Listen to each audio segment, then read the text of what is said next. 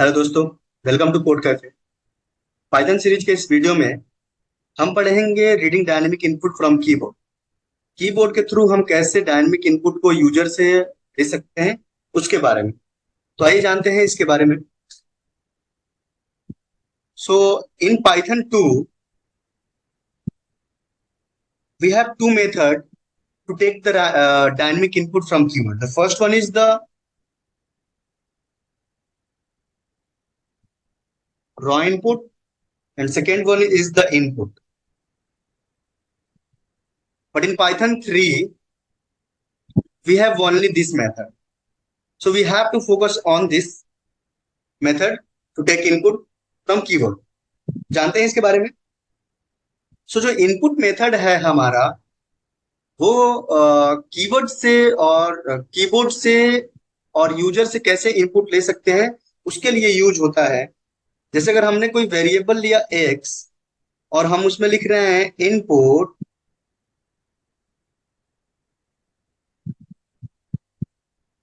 Enter the value of x।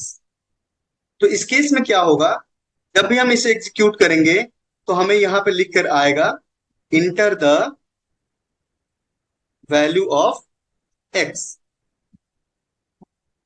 अब जानते हैं कि जो ये इनपुट मेथड है, ये बाय डिफॉल्ट जो इनपुट लेता है वो स्ट्रिंग के फॉर्मेट में इनपुट लेता है। बाय डिफॉल्ट स्ट्रिंग के फॉर्मेट में ये इनपुट लेता है। अगर हम चाहते हैं कि जो इनपुट हो हमारे किसी अलग डेटा टाइप में हो, लाइक दैट इंटीजर के फॉर्मेट में हो, फ्लोट के फॉर्मेट में हो, तो उसके लिए हमें स्पेसिफाई करना पड़ेगा कि हम किस फॉर्मेट में डेटा को लेना चाहते हैं। जैसे कि अगर हमने y में कोई वेरिएबल लिया और हम लेना चाहते हैं इंटीजर फॉर्मेट में, तो हमें सबसे पहले लिखना पड़ेगा int। उसके बाद हम लिखेंगे इनपुट, फिर हम लिखेंगे इंटर वैल्यू। तो इस केस में जो y की जो वैल्यू होगी वो इंटीजर के फॉर्मेट में इनपुट दिया जाएगा। आइए देखते हैं इसको एग्जांपल के थ्रू। सबसे पहले हमने क्या किया कि हमने एक वेरिएबल लिया x इज इक्वल टू, और हमने किया इनपुट इंटर द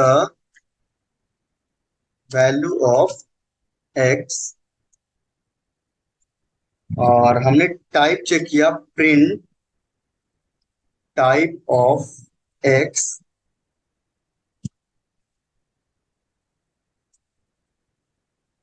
तो अगर कोई वैल्यू हमने दिया 3 और एंटर किया तो हमें आउटपुट क्या आ रहा है, हमें आउटपुट जो आ रहा है वो str आ रहा है। लेकिन वैल्यू हमने क्या लिया था, इंटीजर लिया था।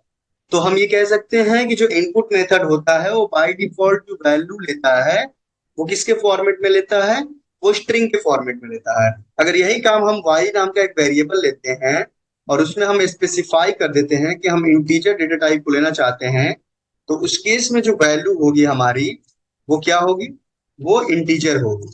Enter the value of y, हमने ले लिया इसकी वैल्यू, और जैसे ही हमने चेक किया इसके वैल्यू को प्रिंट टाइप ऑफ y, जैसे इंटर किया, अगर हमने कोई वैल्यू लिया 5, तो जो इसकी टाइप आ रही है हमें वो क्या आ रही है, इंटीजर आ रही है।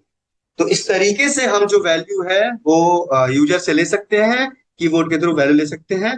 थैंक्स फॉर द लेक्चर, मिलते हैं आपसे अगले लेक्चर।